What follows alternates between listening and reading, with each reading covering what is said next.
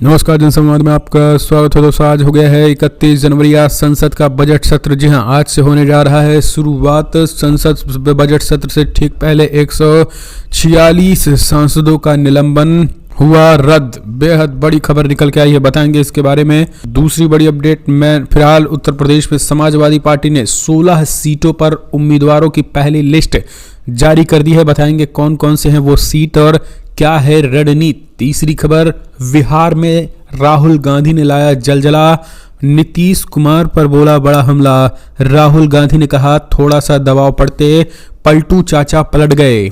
पांचवी खबर में बताएंगे। चौथी में, जहां आखिर कैसे ईवीएम पर कांग्रेस ने उठाए सवाल, कहा इन्हें मैन्युफैक्चर करने वाली कंपनी में बीजेपी के पदाधिकारी डायरेक्टर है, फिर ये कैसे सेफ हो सकती है।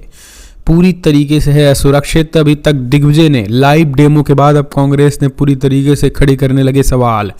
एक एक करके आपको बताएंगे। जहां समाजवादी पार्टी, हमने आपको बताया, इस बीच 2015 ओवैसी ने क्या कुछ कहा है। दिल्ली से नोएडा सभी रास्ते को किसानों ने घंटों तक रोक रखा, बीजेपी सांसद का किया घेराव। यूपी नोएडा में कैसे जोरदार किसानों ने प्रदर्शन तेज कर दिया है। वहीं कल तेजस्वी यादव से लगभग 12 घंटे तक हुई पूछताछ, कहा आपने करोड़ों रुपए कहां से कमाए। बाहर आरजेडी समर्थक बैठे धरने पर। तो एक एक करके आपको विस्तार से बताएंगे। ज्ञानवापी को लेकर भी कुछ एक बड़ी खबर आई और कल बेईमानी से बीजेपी ने जीत लिया मेयर का चुनाव। बताएंगे कैसे मेयर के चुनाव को लेकर चंडीगढ़ नगर निगम में जमकर कल बवाल हुआ है। लेकिन उससे पहले छोटा सा निवेदन, अगर आपने चैनल को सब्सक्राइब नहीं किया तो पल पल के अपडेट के लिए चैनल को सब्सक्राइब करना ना भूलें। दोस्तों, अगर आप भी मानते हैं कि फिलहाल राहुल गांधी 2024 लोकसभा चुनाव को पीएम दावेदारी मानते हैं तो इस वीडियो को लाइक करके अपना समर्थन दर्ज कर। दरअसल पहले बड़ी अपडेट निकल के आई है, आपको बता दें, जहां कि आज संसद का बजट सत्र का होने जा रहा है शुरुआत। लेकिन उससे ठीक पहले फिलहाल 146 निलंबित सांसदों का निलंबन हुआ रद्द। दरअसल आज शुरू होने वाले संसद के बजट सत्र से पहले सभी सांसदों का निलंबन फिलहाल रद्द कर दिया गया है। संसदीय कार्य मंत्री प्रहलाद जोशी ने इस बात की जानकारी दी। उन्होंने कहा कि शीतकालीन सत्र के दौरान निलंबित विपक्षी सांसदों का निलंबन रद्द कर दिया जा रहा है बजट सत्र में। इस दौरान सभी 11 राज्यसभा सांसदों का निलंबन रद्द कर दिया गया है। बता दें कि पिछले साल शीतकालीन सत्र के दौरान 146 सांसदों को निलंबित कर दिया गया था। विपक्षी सांसद लोकसभा में सुरक्षा उल्लंघन को लेकर के केंद्रीय गृह मंत्री से बयान की मांग कर रहे थे। भारी हंगामे के बीच इन सांसदों को निलंबित कर दिया गया था। निलंबित सांसदों के निलंबन को रद्द करने के बारे में पूछे जाने पर संसदीय कार्य मंत्री प्रहलाद जोशी ने कहा है कि फिलहाल सभी निलंबन रद्द किए जाएंगे। मैंने लोकसभा अध्यक्ष और राज्यसभा सभापति से बातचीत की है। मैंने सरकार की ओर से और भी उसे अनुरोध किया है। यह अध्यक्ष और सभापति का अधिकार क्षेत्र है, इसीलिए हमने उन देश दोनों से अनुरोध किया है कि वो संबंधित विशेषाधिकार प्राप्त समितियों से बात करें, निलंबन रद्द करें और उन्हें सदन में आने का अवसर दें। एक और अपडेट निकल के आई है दोस्तों, फिलहाल बड़ी खबर, जहां मैनपुरी से डिंपल तो फिरोजाबाद से अक्षय। सपा ने लोकसभा चुनाव के लिए जारी कर दी 16 उम्मीदवारों की लिस्ट। समाजवादी पार्टी ने इस साल होने वाले लोकसभा चुनाव के लिए अपने प्रत्याशियों की पहली सूची जारी कर दी है और इसमें 16 उम्मीदवारों के नामों का ऐलान कर दिया है। इसमें डिंपल यादव, धर्मेंद्र यादव, अक्षय यादव जैसे बड़े नेताओं की सीटों की घोषणा कर दी गई है। इंडिया गठबंधन की बैठकों के दौर के बीच यह लिस्ट जारी की गई है। समाजवादी पार्टी की पहली लिस्ट में 11 ओबीसी, एक मुस्लिम, एक दलित, एक ठाकुर, एक टंडन और एक खत्री उम्मीदवार शामिल हैं। अगर हम बात करें तो सबसे पहला नाम संभल शफीकुर रहमान बर्क है। फिरोजाबाद से अक्षय यादव, मैनपुरी से डिंपल यादव हैं, एटा से देवेश साक्य हैं, बदायूं से धर्मेंद्र यादव हैं, खीरी से उत्कर्ष वर्मा हैं, धौरहरा से आनंद भदौरिया हैं, उन्नाव से श्रीमती अनूप टंडन हैं, लखनऊ से रविदास मल्होत्रा हैं, फर्रुखाबाद से नवल किशोर शाक्य हैं, अकबरपुर से राजाराम पाल हैं, बांदा से शिवशंकर सिंह बघेल हैं, फैजाबाद से अवधेश प्रसाद हैं, अंबेडकर नगर से लालजी वर्मा हैं, वस्ती से राम प्रसाद चौधरी हैं, गोरखपुर से काजल निषाद को उम्मीदवार बनाया है। तो समाजवादी पार्टी ने फिलहाल इनके नाम की घोषणा कर दी है। एक और अपडेट निकल के आई है, नीतीश कुमार पर भड़के राहुल, कहा थोड़ा सा दबाव पड़ते पलटू चाचा पलट गए। दरअसल कांग्रेस नेता राहुल गांधी मंगलवार को बिहार में हुए जातिगत सर्वे को लेकर के बड़ा दावा किया। उन्होंने कहा कि मुख्यमंत्री नीतीश कुमार को सर्वे के लिए हमने कहा था, लेकिन बीजेपी के लिए कभी राजी नहीं रही। बिहार में महागठबंधन सामाजिक न्याय की लड़ाई लड़ेगा, ऐसे में हमें नीतीश कुमार की जरूरत नहीं और वो दबाव में पलट जाते हैं।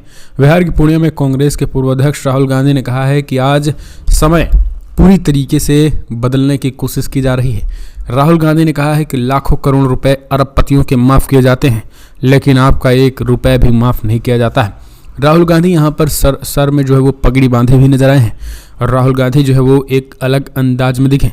इसके बाद कहीं ना कहीं देखा जाए तो कन्हैया कुमार भी उनके साथ रहे। पूर्णिया में पहुंचने के बाद, अपने गृह राज्य पहुंचने के बाद कन्हैया कुमार भी राहुल गांधी के समर्थन में जमकर हुंकार भरी। अगली एक और अपडेट, ईवीएम पर कांग्रेस ने फिर से उठाया सवाल। कहा इन्हें मैन्युफैक्चर करने वाली कंपनी में बीजेपी के पदाधिकारी डायरेक्टर फ्री है कैसे सेफ। दरअसल इलेक्ट्रॉनिक वोटिंग मशीन की विश्वसनीयता को लेकर के कांग्रेस के प्रवक्ता रणदीप सुरजेवाला ने सवाल उठाए हैं। उन्होंने मंगलवार को कहा है कि अगर भारत इलेक्ट्रॉनिक लिमिटेड ईवीएम की मैन्युफैक्चरिंग करने वाली कंपनी में बीजेपी ऑफिस के पदाधिकारी और नॉमिनी डायरेक्टर हैं, तब क्या ईवीएम सुरक्षित है? क्या इस स्थिति में मुक्त और स्वतंत्र चुनाव हो सकते हैं? इलेक्शंस की पवित्रता को कौन बचाएगा? आखिरकार इस मसले पर भारतीय निर्वाचन आयोग ईसीआई शांत क्यों है? बोलिए और लोकतंत्र बचाइए। सोशल मीडिया पर खासा सक्रिय रहने वाले कांग्रेसी प्रवक्ता और की ओर से यह पोस्ट ऐसे समय पर किया गया है जब हाल ही में चुनाव आयोग को इस मसले को लेकर पत्र लिखा गया था। दरअसल आर्थिक मामलों की खबरें देने वाली वेबसाइट moneylife.in ने 29 जनवरी को एक रिपोर्ट में दावा किया है कि भारत सरकार में सचिव स्तर के अधिकारी या रह चुके सेवानिवृत्त IAS अधिकारी ES शर्मा चुनाव आयोग को पत्र लिख करके कहा है कि ईवीएम बनाने वाली कंपनी के 4 स्वतंत्र निदेशक बीजेपी से जुड़े हैं।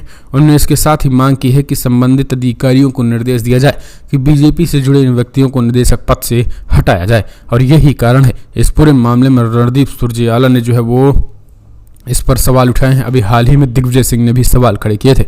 एक और अपडेट निकल के आई है दोस्तों, 2015 से मैं गालियां खा रहा हूं, बोले ओवैसी। बिहार का जिक्र कर लिखा शेर, ख्वाब गफलत में रहना अब मुमकिन नहीं। दरअसल आपको बता दें, असदुद्दीन ओवैसी ने ट्वीट करके लिखा है कि 2015 से कई बुद्धिजीवी और नेताओं से मैं गालियां खा रहा हूं, क्योंकि मैंने बिहार में महागठबंधन का साथ नहीं दिया। तब भी और 2022 में भी मैंने कहा था कि नीतीशवा भाजपा में वापस आ जाएंगे। ये इन लोगों की सियासी समझ का साफ सबूत है कि ये हर बार गलत साबित हुए हैं। बिहार की आवाम को सिर्फ और सिर्फ मूर्ख बना रहे हैं और ये उन्होंने स्पष्ट कर दिया है कि आज या फिर सियासी लाचारी को अपना मुकद्दर बना लीजिए। ख्वाबे गफलत में रहना अब मुमकिन नहीं। यह सेकुलरिज्म की चौधरियों ने भाजपा के 2 बार जितवा दिया है, लेकिन गाली AIMIM को देते हैं। एक और अपडेट निकल के आई है दोस्तों, दिल्ली से नोएडा जाने वाले रास्तों को किसानों ने घंटों रोका। बीजेपी सांसद का घेराव कर दिया, लगाए नारे, आश्वासन पर हटे। यह दरअसल NTPC के खिलाफ जोरदार तरीके से प्रोटेस्ट करना शुरू कर दिया है। उत्तर प्रदेश की नोएडा में अपनी मांगों को लेकर के कई दिनों से धरना प्रदर्शन कर रहे किसानों का सब्र का बांध सोमवार को टूट गया। सैकड़ों की संख्या में किसान स्थानीय बीजेपी सांसद महेश शर्मा का घेराव करने उनके आवास पर पहुंच गए।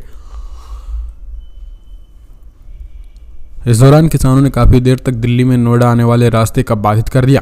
भारी संख्या में मौजूद पुलिस बल भी उन्हें रोक नहीं सका। किसानों के रुख को देखते हुए सांसद महेश शर्मा ने किसानों से मुलाकात की और उन्हें आश्वासन दिया कि जल्द ही उनकी मांगों को सरकार से मनवा लिया जाएगा। इसके बाद किसान वापस अपने धरना स्थल नोएडा अथॉरिटी के सेक्टर 6 दफ्तर पहुंच गए। किसान करीब 2 बजे नोएडा प्राधिकरण से पैदल मार्च निकालते हुए सांसद का घेराव करने के लिए निकले।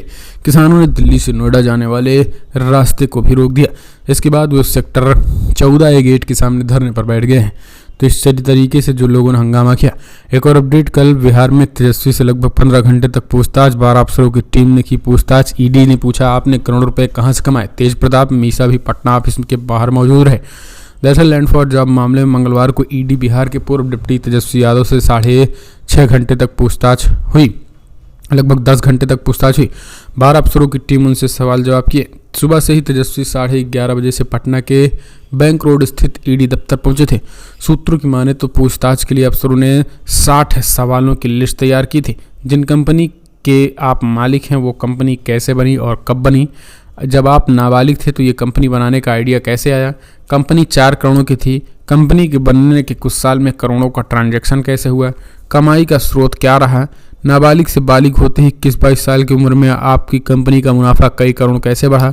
160 करोड़ का आलीशान घर आपने अपनी कंपनी के नाम पर महज कुछ लाख में कैसे लिया। आपने करोड़ों रुपए कहाँ से कमाए। ये सारी चीज़ें जो है वो ईडी ने ताबड़तोड़ तरीके से पूछना शुरू कर दिया। एक और अपडेट निकल के आई है दोस्तों, जहाँ लोकतंत्र की हत्या है, बेईमानी हो गई है, हारने पर खूब रोए आम आदमी पार्टी के मेयर कैंडिडेट कुलदीप कुमार। दरअसल चंडीगढ़ नगर निगम में आम आदमी पार्टी के मेयर कैंडिडेट कुलदीप कुमार को हार का कल सामना करना पड़ा। इस चुनाव में भाजपा कैंडिडेट को 16 मत मिले, जबकि कुलदीप कुमार को 12 वोट ही आए हैं। चुनाव में पड़े 8 वोट अवैध हो गए। चुनाव में अवैध करार दिए गए वोटों को लेकर अब विवाद छिड़ गया है। आम आदमी पार्टी ने इन फैसले को हाईकोर्ट में चुनौती देने की बात कही। यही नहीं, नतीजे के बाद निराश कुलदीप कुमार रोते हुए नजर आए और आम आदमी पार्टी और कांग्रेस के पार्षद उन्हें चुप कराते दिखे। कुलदीप कुमार रोते हुए कह रहे थे कि हमारे साथ बेईमानी हुई है और ये लोकतंत्र की हत्या हुई है। सीधे तौर पर अरविंद केजरीवाल ने भी इस पर बड़ा हमला बोला। और इस बीच पंजाब के मुख्यमंत्री भगवंत मान ने कहा है कि हम 20 थे और वे 15 थे, फिर भी जीत गए हैं। चंडीगढ़ मेयर चुनाव में इस तरीके के आंकड़े देकर के बताया है कि कैसे लोकतंत्र की धज्जियां उड़ाई जा रही हैं। एक और अपडेट निकल के आई है। कौन है सीएम हेमंत सोरेन की पत्नी कल्पना सोरेन, जिनको चार्ज देने की तैयारी में। जी हां, कथित जमीन घोटाले के मामले में झारखंड के मुख्यमंत्री हेमंत सोरेन पर गिरफ्तारी की तलवार लटक रही है। लंबे समय से अटकली ये भी चल रही है कि वो अपनी पत्नी कल्पना सोरेन को राज्य की कमान सौंप सकते हैं। 40 घंटे तक गायब रहने के बाद मंगलवार को जब हेमंत सोरेन विधायकों की बैठक के लिए सर्किट हाउस पहुंचे तो वहां कल्पना भी मौजूद थी। ऐसे में कयास और तेज हो गए। हो सकता है कि जल्द ही सीएम हेमंत सोरेन पत्नी को मुख्यमंत्री पद सौंप दे। भाजपा सांसद निशिकांत दुबे पहले भी इस बात का दावा कर चुके हैं कि हेमंत अपने सहयोगी विधायकों को बैग लेकर रांची बुलाया है। तो इस तरीके की चीज़ें झारखंड में गहमा गहमी देखने को मिल रही हैं। एक और अपडेट निकल के आई है। राजनीति की 2 बड़े पलटूराम। सपा दफ्तर के बाहर लगे पोस्टर, नीतीश कुमार और ओपी राजभर पर कसा तंज। तत्काल जो है वो पार्टी से निकाला गया उनको। जी हाँ, दरअसल लोकसभा चुनाव से पहले जिस तरीके से नीतीश कुमार इंडिया गठबंधन को जोर का झटका देते हुए एनडीए के साथ आ गए, उसके बाद से उन सियासी हमले तेज हो गए। विपक्षी दल लगातार उन पर निशाना साध रहे हैं। इसी बीच सोमवार रात को समाजवादी पार्टी के लखनऊ स्थित दफ्तर के बाहर नीतीश कुमार और ओम प्रकाश राजभर के खिलाफ पोस्टर लगाए गए थे। समाजवादी पार्टी कार्यालय के बाहर बिहार के मुख्यमंत्री नीतीश कुमार और सहलदेव समाज पार्टी ओम प्रकाश राजभर के खिलाफ पोस्टर लगे थे। इन होर्डिंग्स को सपा के पूर्व प्रदेश सचिव आशुतोष सिंह की ओर से लगाया गया था। इसके जरिए ओम प्रकाश राजभर और नीतीश कुमार को राजनीति का पलटूराम कहा गया, लेकिन उन्हें फिलहाल पार्टी से बाहर का रास्ता दिखा दिया गया है।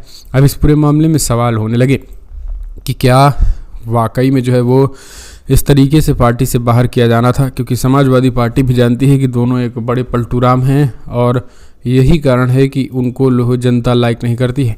एक और अपडेट, संजय राउत का मोदी सरकार पर हमला, कहा इस बार बीजेपी को भगवान राम भी नहीं बचा सकती। शिवसेना सांसद संजय राउत ने बीजेपी पर हमला बोला है और उन्होंने कहा कि नीतीश कुमार को तोड़ो, शिवसेना को तोड़ो, हेमंत सोरेन पर छापेमारी करो, केजरीवाल पर छापेमारी करो, ये नौटंकी क्यों चल रही है। संजय राउत ने कहा है कि 400 सीटें क्या आप 200 सीटें भी नहीं पार कर पाओगे, हारने जा रहे हो और इस बार भगवान राम भी आपको नहीं बचा सकते हैं। तो संजय राउत ने बड़ा हमला बोला है। फिलहाल कमेंट्स माध्यम से अपने सुझाव दें। इस वीडियो में इतना ही। जय हिंद, जय भारत।